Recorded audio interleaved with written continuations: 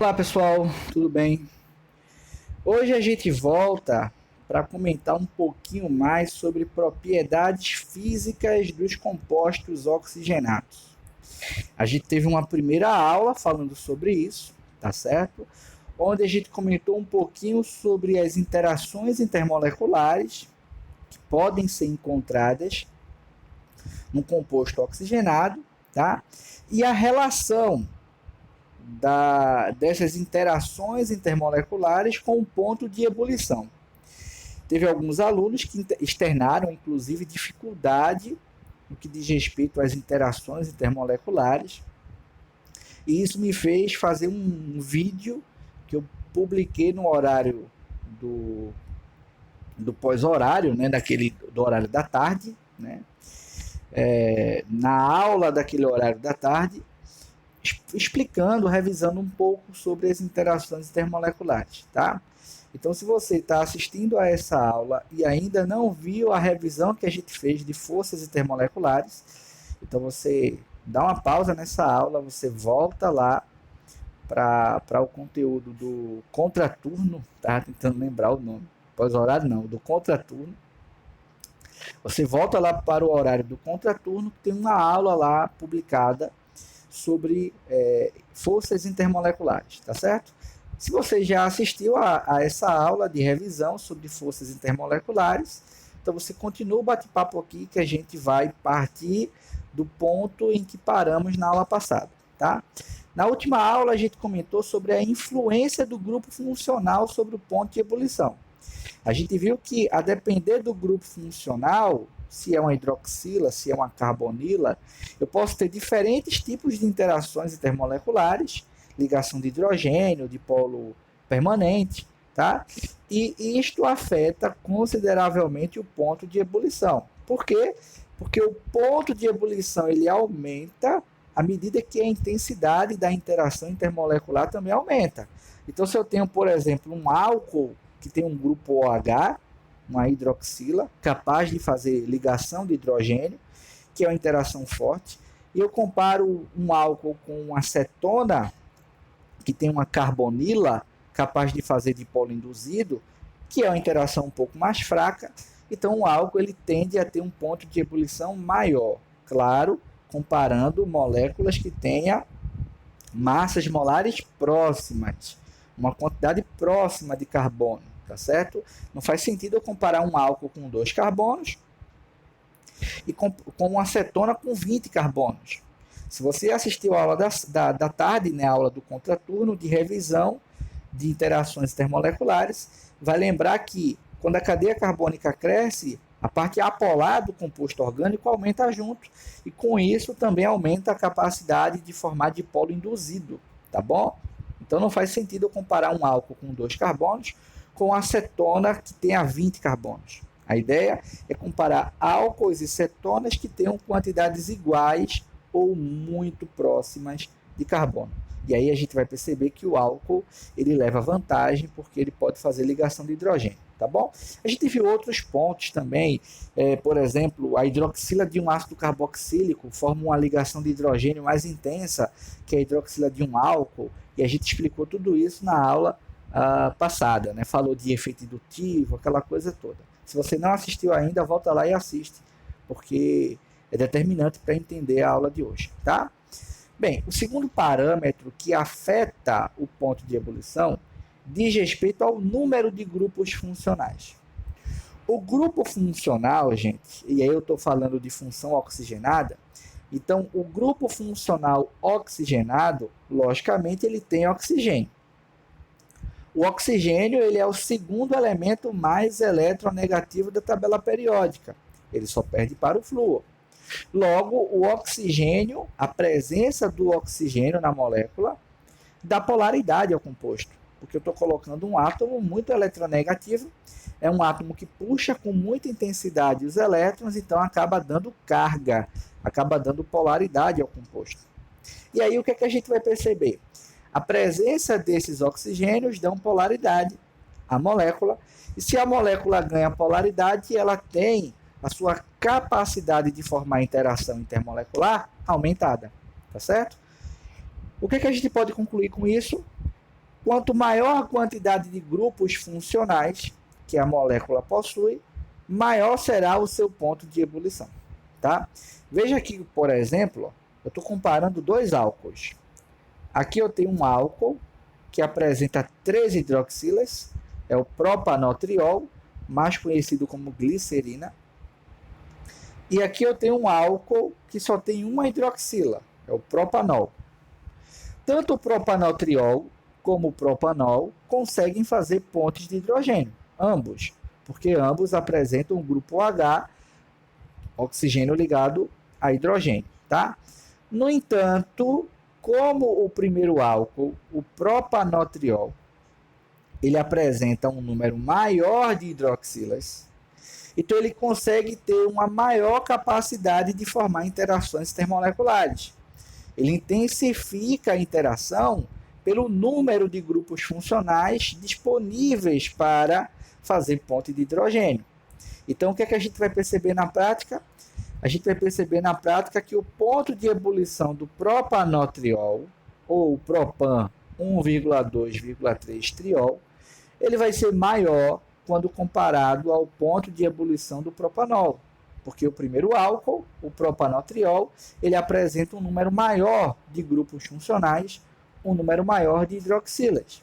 E quando o número de grupos funcionais aumenta, o ponto de ebulição aumenta junto, tá certo? Então, ponto de ebulição depende do número de grupos funcionais que eu tenho na molécula. Quanto maior o número de grupos funcionais, maior será a temperatura de ebulição, tá?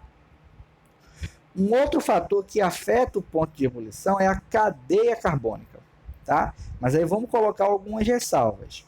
Eu só vou analisar a cadeia carbônica primeiro para compostos que pertençam à mesma função orgânica. Então, a ideia de comparar a cadeia carbônica é quando eu analisar 2 álcools, 2 fenóis, 2 cetonas. Não faz sentido eu comparar a cadeia carbônica de um álcool e de uma acetona, porque o fator predominante, nesse caso, não vai ser a cadeia carbônica, e sim o grupo funcional, tá? Então, eu só analiso cadeia carbônica para moléculas que pertençam à mesma função orgânica.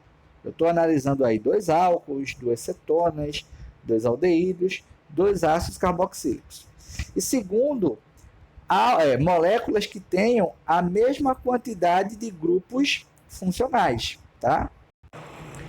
Pois bem, então a gente vai fazer a análise, tá? Em relação à cadeia carbônica, analisando primeiramente compostos que pertençam à mesma função, tá certo? Comparar um álcool, acetona com acetona, e compostos que apresentem o mesmo número de grupos funcionais. Então, eu vou investigar um álcool que tem uma hidroxila e vou comparar com outro álcool que também tenha uma hidroxila, tá certo? O intuito aí é de analisar a extensão da cadeia carbônica, somente. E aí, o que é que a gente vai perceber? A gente vai perceber que quanto maior for a cadeia carbônica, maior será o ponto de ebulição, tá? Moléculas que têm mais carbonos, fixando o grupo funcional e o número de grupos funcionais, quanto mais carbonos eu tenho na molécula, maior será a parte apolar dela. Lembram disso? Assiste a aula lá de interações termomoleculares, quase que não sai. Então, se a cadeia carbônica aumenta, a parte apolar do composto também aumenta. Isso permite que ele possa fazer um dipolo induzido mais intenso. Se eu aumento a intensidade do dipolo induzido, eu aumento o ponto de ebulição, tá certo? Então, olha aí o exemplo, ó. Eu coloquei 3 álcools, metanol com um carbono só, etanol com 2 carbonos, propanol com 3. À medida que o número de carbonos aumenta, e repara que eu estou fixando o número de grupos funcionais, ó, em ambos eu só tenho uma hidroxila. À medida que o número de carbonos aumenta, eu aumento também o ponto de ebulição. Do metanol, 64 graus Celsius, o etanol, 78,5 graus Celsius, e o propanol, 97 graus Celsius. Então, se eu aumento a quantidade de carbonos que eu tenho no composto, eu aumento também o ponto de ebulição. Lógico, se eu fixar a função, tá certo? E também se eu comparar dois compostos que pertençam à mesma função orgânica, tá certo? Porque se eu comparo um composto que tem 5 carbonos e pertence à função álcool, com outro composto que tem 9 carbonos e pertence à função cetona, eu vou ter duas variáveis que eu preciso investigar. A quantidade de carbono, que é diferente, né, um do outro, e a influência do grupo funcional. O álcool tem o grupo OH, faz ponto de hidrogênio. A cetona tem uma carbonila, que não faz ponto de hidrogênio, mas pode fazer dipolo permanente. Então, quem é que vai influenciar mais no ponto de ebulição? Esse tipo de análise a gente não vai fazer aqui, tá certo? A gente sempre vai fazer análises onde o número de variáveis que você precise comparar seja o menor possível, tá? Bem, existe um último ponto que também pode influenciar no ponto de ebulição, que diz respeito ao número de ramificações que a cadeia apresenta. Então aqui eu coloco um monte de ressalva. Eu só vou analisar esse quesito ramificação para cadeias que pertençam à mesma função orgânica, que tenham o mesmo número de grupos funcionais e que apresentem a mesma quantidade de carbonos, a mesma massa molar, ou seja, moléculas que sejam isômeras, tá? Eu só faço a comparação em relação à influência da quantidade de ramificação para isômeros. E aí o que, a gente vai perceber? Quanto mais ramificada a cadeia for, menor o ponto de ebulição. Faz sentido, gente. A ramificação é o seguinte, ó. Se eu tenho uma cadeia muito linear, quanto mais linear a cadeia for, ou seja, quanto menos ramificada ela for, maior vai ser a sua área de contato, exposta para fazer interação intermolecular. Uma cadeia mais linear, ela está mais exposta, ela tem uma área de contato maior. Isso permite que ela consiga fazer uma maior quantidade de interações intermoleculares e isso, logicamente, aumenta o ponto de ebulição, tá? Então, quanto mais linear a cadeia for, maior o ponto de ebulição. À medida que eu vou inserindo ramificações, a área exposta da molécula, né, a área de contato, ela vai diminuindo. As ramificações, elas diminuem a área de contato. E se eu tenho uma menor área de contato, eu tenho uma menor superfície para ter interação intermolecular, tá bom? É como a história, né? Pensa no seguinte exemplo. Pensa numa história onde você tem uma sala, pode ser a sala de aula, por exemplo, onde você tirou todas as cadeiras e você colocou uma resina que tem um alto poder adesivo, uma resina altamente colante no piso dessa sala. E aí o objetivo é você caminhar através dessa sala de um ponto a outro, tá? Lá do fundão da sala até a porta da sala. E lógico que você vai ter uma dificuldade porque o chão ele está pegajoso, tem uma resina altamente adesiva nela. Você, logicamente, vai ter mais facilidade de caminhar através dessa sala se você for de ponta de pé. Porque se você for de ponta de pé, a área de contato entre seu pé e a superfície adesiva vai ser menor. A pontinha do pé tem uma pequena área. Então você vai estar menos preso a essa superfície adesiva, você consegue caminhar com mais facilidade. Agora, se você for com o pé todo plantado no solo, você vai ter mais dificuldade de caminhar, porque tu vai ter uma área em contato com a superfície adesiva maior, principalmente se você tiver o pezão.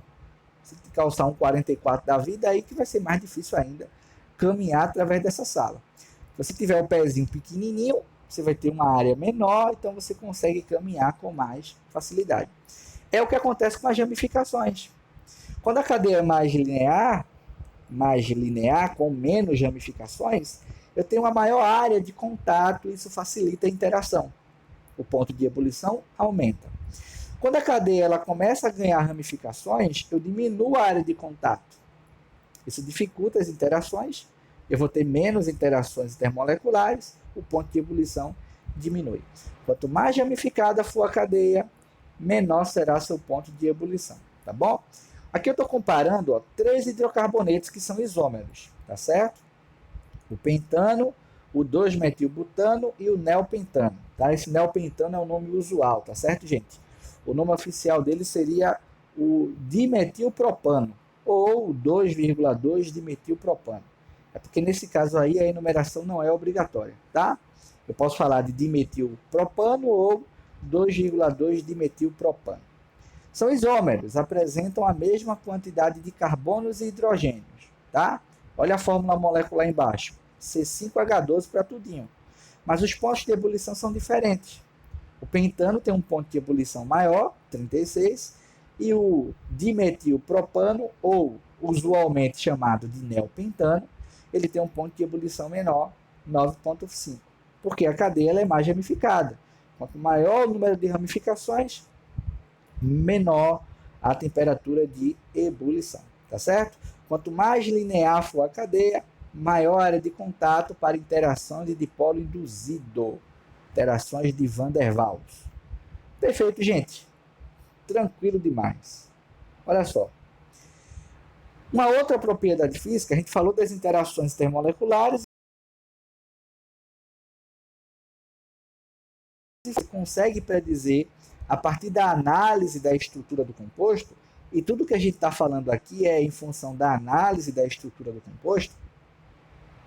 Uma outra propriedade que é importante de a gente conseguir predizer é a solubilidade em água. Aí o que é que eu preciso lembrar? Água é um solvente polar.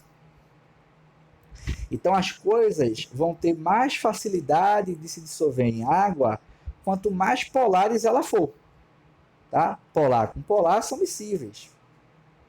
Se a água é um solvente polar, então as moléculas orgânicas que vão ter mais facilidade de se misturarem com água são aquelas que apresentam maior polaridade.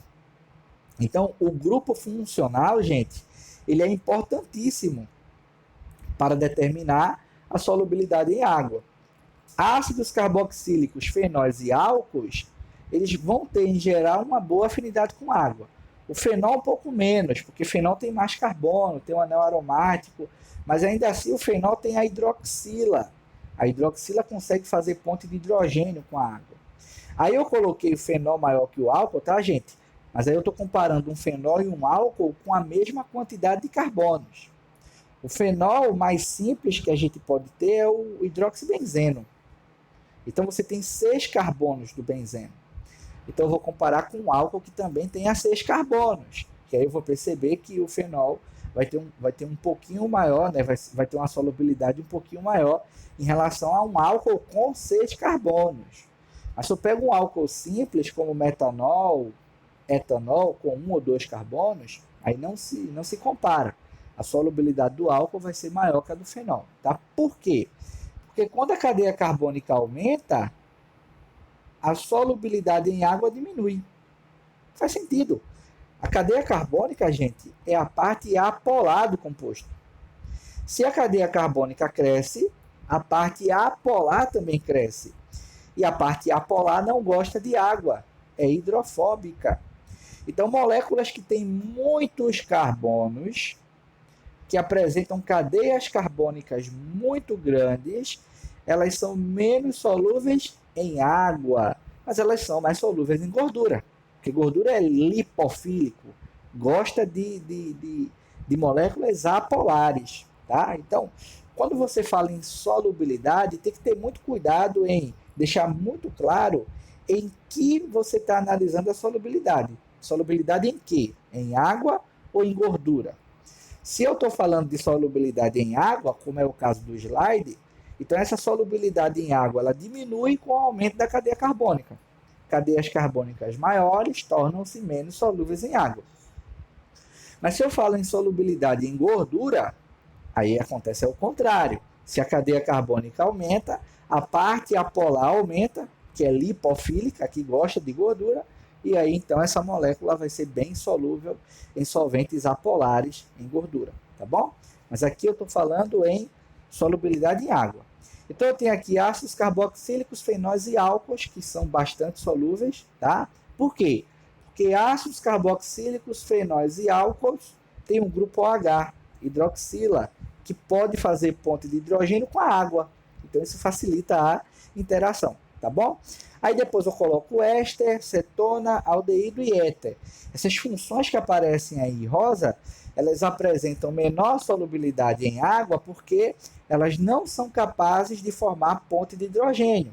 Elas não apresentam aquele grupamento OH, né, que permite a formação de ponte de hidrogênio com a água, tá certo? Mas elas possuem oxigênio, o oxigênio tem polaridade e, portanto, aliás, o oxigênio dá polaridade ao composto e, portanto, a água gosta de moléculas que apresentam polaridade, tá?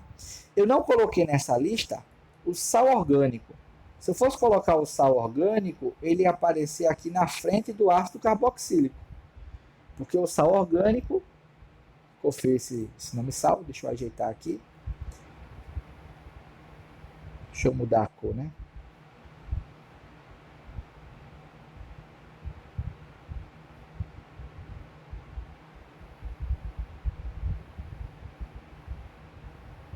O sal orgânico ele seria mais solúvel que o ácido carboxílico, porque o sal orgânico ele faz uma interação chamada interação íon-dipolo, que é uma interação bem mais forte que a ponte de hidrogênio, tá? Então o sal orgânico não aparece aí. Se eu fosse inserir o sal orgânico, ele seria mais solúvel que o ácido carboxílico. Lembrando que quando eu falo mais ou menos solúvel, eu estou me referindo a cadeias carbônicas de tamanhos próximos, tá?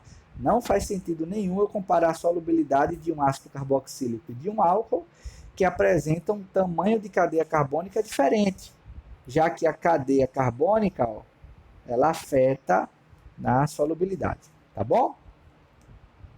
Pois bem, aqui eu coloquei alguns exemplos de álcools e a sua solubilidade. Então repara que metanol, etanol e propanol, a solubilidade é praticamente infinita. Eles se misturam em água em qualquer proporção, tá? Não tem um valor tabelado de solubilidade para essas substâncias. Aí quando você pula do propanol para o butanol, você já percebe aí uma queda abrupta da solubilidade, ó. Cai de infinita para 8,3 gramas de substância por 100 gramas de água. É muito pouco, tá? Comparado a uma solubilidade infinita, claro. Aí quando você pula do butanol para o pentanol, repara que do butanol para o pentanol, ó, eu só aumentei um carbono. But são 4 carbonos, pent são 5. Mas esse aumento de um carbono na cadeia carbônica, ó, faz a solubilidade cair quase 4 vezes. Cai de 8,3 para 2,4, cai bastante. E quando eu pego lá do pentanol para o hexanol, essa solubilidade ela cai de 2,4 para 0,6, cai bastante. Por quê? Porque quando eu aumento a cadeia carbônica, pessoal, eu aumento a parte apolar do composto. A parte carbônica é apolar, ela é hidrofóbica, ela não gosta de água. E é isso que faz a solubilidade diminuir. Tá? Então não é assim. Todo álcool é solúvel em água, porque álcool tem hidroxila que faz ponto de hidrogênio. Pera lá. Os álcools têm a hidroxila que fazem ponto de hidrogênio com a água e essa ponte de hidrogênio facilita a interação. Mas eu não posso esquecer que a cadeia carbônica ela também influencia na solubilidade. Se eu pego um álcool que tem uma cadeia carbônica muito grande, ele tende a ter uma solubilidade menor em água, tá? A não ser que você aumente a cadeia carbônica, mas também aumente o número de grupos OH na cadeia. Você tem lá 6 carbonos, por exemplo, mas você tem 4 hidroxilas. Se eu aumento a quantidade de hidroxilas, eu aumento a capacidade que esse composto vai ter de formar ponte de hidrogênio com a água. Isso aumenta a solubilidade, tá bom? É, por exemplo, lá, ó, deixa eu voltar aqui para mostrar uma coisa a vocês. Esse exemplo aqui, ó, da glicerina, do propanotriol com o propanol. Se eu comparar a solubilidade dessas duas substâncias, a glicerina tem 3 hidroxilas. Então ela vai ser bem mais solúvel em água que o propanol que só tem 1 hidroxila, tá? Inclusive, gente, glicerina é utilizado em sabão, em sabonete, tá? Para poder hidratar a pele. Você passa o sabonete na pele, aí o sabonete ele é glicerinado, a glicerina fica na pele, essa parte apolar, a parte carbônica, né, a parte apolar da glicerina, ela vai interagir com a pele, com a superfície da pele, que tem gordura, né, que é apolar também, e os grupos OH, eles são grupos que capturam água por ponto de hidrogênio, eles atraem moléculas de água e isso mantém a superfície da pele o tempo todo hidratada, tá? Aí isso permite que a pele ela fique elástica, né? Aumente a elasticidade da pele, enfim, conserva a pele, tá bom? Por isso que coloca a glicerina no sabonete, no shampoo também. Se você tenta lavar a mão, acho que no nono ano, alguém aqui deve ter feito aquela experiência de fazer sabão, misturar um ácido com a base e formar sabão. Se você lavar a mão com aquele sabão, a pele vai ficar muito seca, porque ele não tem glicerina. Então ele vai remover toda a camada de gordura da mão, mas também vai remover umidade ou qualquer outra coisa que lá tenha. E aí, resultado, a pele ficar seca, ficar áspera. É por isso que tem que ter a glicerina no sabão, para manter a pele sempre hidratada, tá bom? Por último, a acidez dos compostos oxigenados. Então, o que acontece? O caráter ácido de um composto, seja ele orgânico ou não, está primeiramente ligado à facilidade que ele tem de doar esse íon aqui, ó, H+. É esse íon H+, que dá o caráter ácido ao meio. Quanto mais facilmente uma molécula libera H+, mais ácido ela será. Então, esse é o primeiro ponto. Um ácido, ele vai ser mais forte quando ele doa o H+, com mais facilidade. Tá? O íon H+, com maior facilidade. Esse é o primeiro ponto. O segundo ponto é o seguinte, ó. Eu tenho lá um ácido, quando ele doa, quando ele libera o H+, ele vira uma base conjugada. Lembra lá? Teoria ácido-base de Bronsted-Lowry. A gente falou sobre isso no ano passado. Um ácido, ele doa próton, ele se transforma em sua base conjugada. Tá bom? O que acontece? Isso gera um equilíbrio químico. Ácido, base conjugado. E a gente viu lá no segundo ano que quando a força do ácido aumenta, a força da base conjugada diminui. Vou repetir. Lá no segundo ano a gente viu, e a gente chamou isso de gangorra de conjugação. Quando um ácido fica muito forte, a sua base conjugada ela fica fraca. Quando um ácido ele é muito fraco, sua base conjugada ela fica mais forte. Então repara, eu posso analisar a força do ácido por dois parâmetros. O primeiro parâmetro é a facilidade que esse ácido tem de liberar H+. Quanto mais facilmente ele libera H+, mais ácido ele será. E o segundo parâmetro que eu posso utilizar para avaliar a força do ácido está aqui, ó, na força da base conjugada. Se uma base conjugada é muito fraca, o seu ácido de origem ele é extremamente forte, tá? O que é que a gente vai perceber nesse segundo ponto? A força da base ela está diretamente ligada à capacidade que a base tem de pegar o H+ de volta. Enquanto o ácido do H+, a base pega o H+ de volta. Olha para o equilíbrio. O ácido, quando ele doa o próton, quando ele doa o H+, ele vira a sua base conjugada. Se eu penso no sentido inverso, a base conjugada, quando pega o próton de volta, ela se transforma novamente no ácido. Tá bom? Se eu quero um ácido forte, eu quero uma base conjugada fraca. Uma base conjugada que não tenha interesse pelo próton. Próton é o H+, tá? Não tem interesse em pegar o próton de volta. Se eu quero um ácido forte, eu quero essa base conjugada. Eu quero uma base conjugada que não tenha interesse em pegar o próton de volta. É essa base que eu quero, para que o ácido seja um ácido forte.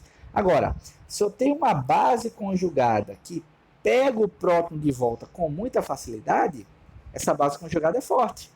Então, o meu ácido é fraco. Tá certo, gente? Quero um ácido forte.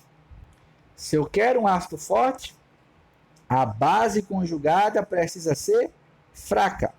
Ou seja, tem que ser uma base que tenha pouco interesse em pegar o H+ de volta. Quando é que eu vou ter isso? Para uma base não querer, para uma base conjugada, não querer pegar o próton de volta, só existe uma razão para isso. Essa base conjugada ela está sendo estabilizada, é uma base já estável. O ácido doou o próton, virou uma base conjugada, e a base conjugada não quer mais pegar o próton de volta para virar novamente o ácido, porque ela já está estável. E um dos parâmetros que estabilizam a molécula é isso aqui, ó, ressonância. Então esse vai ser o ponto-chave para determinar a acidez de um composto orgânico. Quando é que um ácido orgânico vai ser forte? Vamos lá. Primeiro ponto. Para um ácido orgânico ser forte, ele tem que doar o H+ com muita facilidade. Quanto maior for a facilidade desse ácido em doar o próton, o H+, mais ácido ele será. Esse é o primeiro ponto. Qual é o segundo ponto? A força do ácido orgânico está relacionado à base conjugada. Se essa base conjugada ela sofre ressonância, ela vai ser uma base conjugada estável.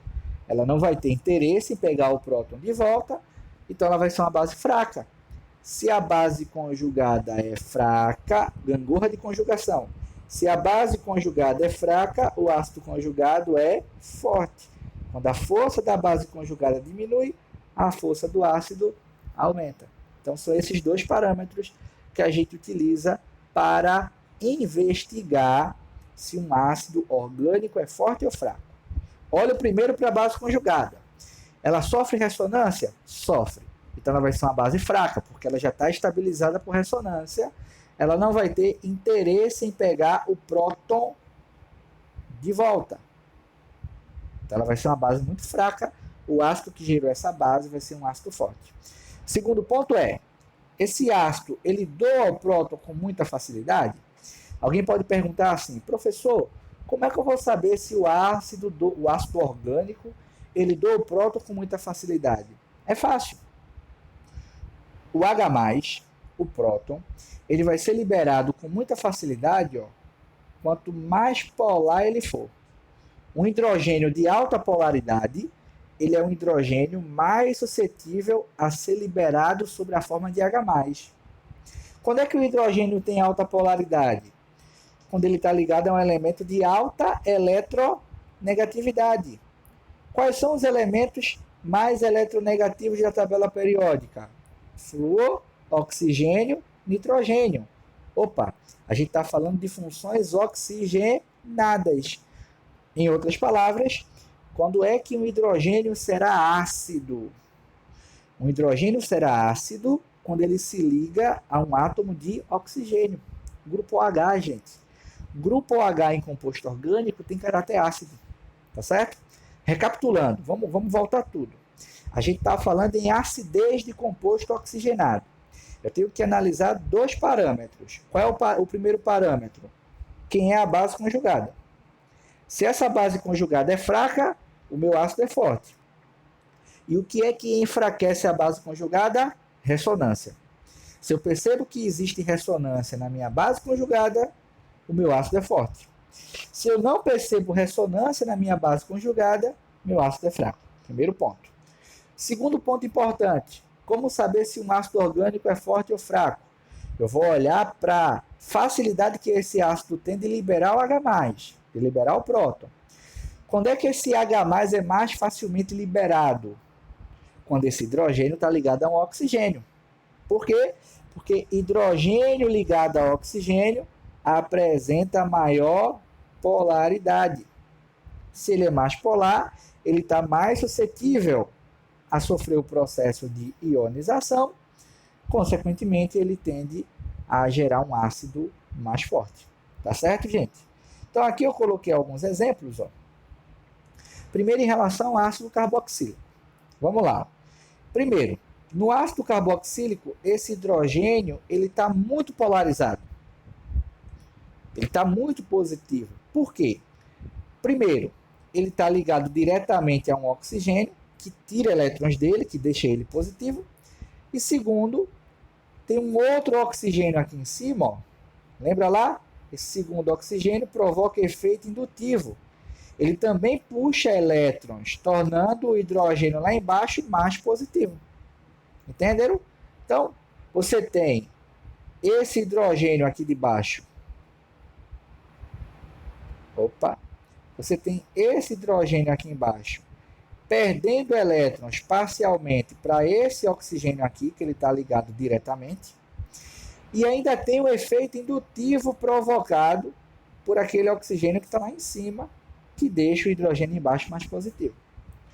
Ou seja, o que é que eu quero dizer com tudo isso?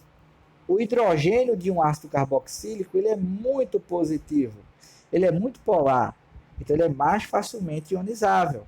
É uma molécula que doa H+ com muita facilidade, tende a ser um ácido forte. E além disso, ó, quando eu tiro esse hidrogênio, eu vou formar isso aqui, ó, é a base conjugada. Repara que a posição, ó, dessa ligação dupla, não é exatamente da ligação dupla, mas dos elétrons π, ó, ele pode mudar. Uma hora a ligação π está em cima, outra hora a ligação π está embaixo. Isso pode ficar mudando. A gente chama isso de ressonância. A base conjugada, isso aqui é a base conjugada. Quando eu tiro o hidrogênio daqui, quando ele doa o próton, ele vira a sua base conjugada. E a base conjugada, ela sofre uma estabilização por ressonância. Isso agrava ainda mais a força do ácido. Ácidos carboxílicos são muito fortes por duas razões. A primeira, o hidrogênio ele é muito polarizado, porque você tem dois oxigênios tirando o elétron dele. Então aquele hidrogênio é muito polar, ele é muito fácil de ser ionizado. E a segunda razão, a base conjugada gerada por um ácido carboxílico, ela sofre estabilização por ressonância. É uma base conjugada fraca, isso torna o ácido forte. Ácidos carboxílicos são os ácidos mais fortes que a gente conhece dentro da química orgânica. Tá? Em seguida, dentro dos compostos oxigenados, perdão, porque eu posso ter ácidos orgânicos mais fortes ainda. Tá? Deixa eu fazer essa correção. Eu posso ter ácidos sulfônicos, por exemplo, que podem ser mais fortes que ácidos carboxílicos. Mas dentro dos ácidos oxigenados, o ácido carboxílico é o mais forte. Tá? Aqui eu tenho o fenol. E o fenol já coloquei a base conjugada dele. Deixa eu ver se eu pego uma tela em branco para mostrar aqui o fenol. Só um minuto. Eita, não tem uma tela em branco. Eu vou ter que desenhar aqui mesmo. O fenol ele é assim, né? Você tem um anel aromático, como o anel de benzena aqui, ó. Esse aqui é o anel de benzena mais bonito que vocês vão ver hoje, tá? E você tem um grupo OH ligado. Isso aqui é um fenol. Se você vai lá e tira o hidrogênio, você vai formar a base conjugada, que é o chamado ânion fenolato, que é esse ânion que está sendo mostrado aqui dentro. Então, repetindo, isso aqui é o fenol, OH ligado ao anel aromático. Se você tira o H, se ele doa o H+, ele vira o ânion fenolato. É o que está aqui dentro. Repara que esse ânion aqui dentro, ó, ele sofre estabilização por ressonância. Se a base conjugada sofre ressonância, ora, a base conjugada é aromática, gente. Compostos aromáticos sofrem ressonância. Então, se a base conjugada sofre ressonância, o ácido ele é forte. Ele não vai ser tão forte como o ácido carboxílico. Por quê? Porque quando tu olha para o fenol, tu basicamente só tem um oxigênio tirando elétrons. Lá no ácido carboxílico tinham dois oxigênios tirando elétrons, deixando o hidrogênio mais positivo. Ou seja, o que eu quero dizer aqui é que esse H do fenol, ele não é tão positivo, não é tão polarizado como o H de um ácido carboxílico. Mas a base conjugada sofre ressonância, então isso torna o ácido um pouco mais forte em relação ao álcool. O álcool é o seguinte, ó. O álcool ele tem o grupo OH. O álcool tem o grupo OH. Só que esse hidrogênio do álcool, deixa eu desenhar aqui uma estrutura de um álcool um pouquinho maior. Só um minuto. Aqui eu teria um álcool típico.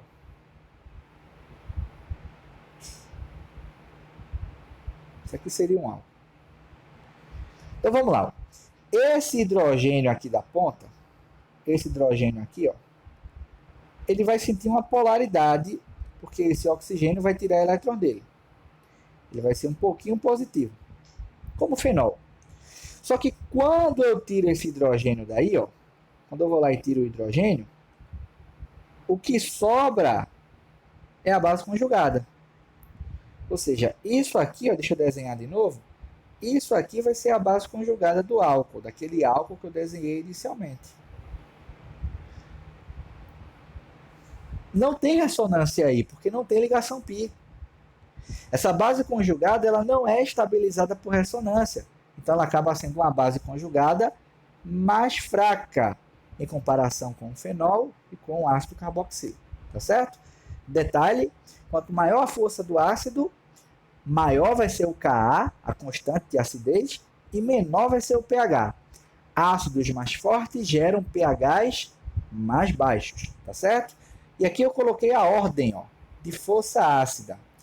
Um ácido carboxílico vai ser mais forte que um fenol, vai ser um ácido mais forte que um fenol, que vai ser mais forte que álcools ou enóis, tá certo?